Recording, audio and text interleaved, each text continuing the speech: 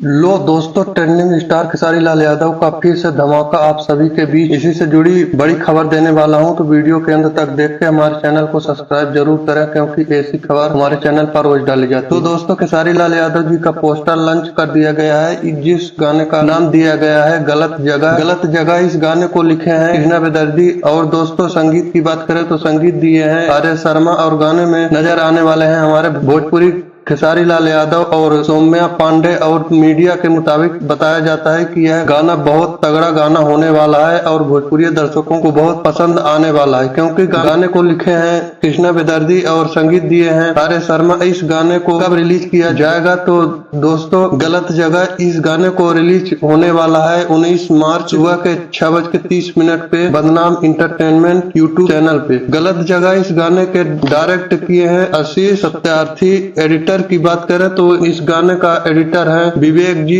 गलत जगह गाने के पोस्टर बनाए हैं धीरज ठाकुर जी। तो दोस्तों, वीडियो पसंद आए तो लाइक करके चैनल को सब्सक्राइब जरूर करें। धन्यवाद।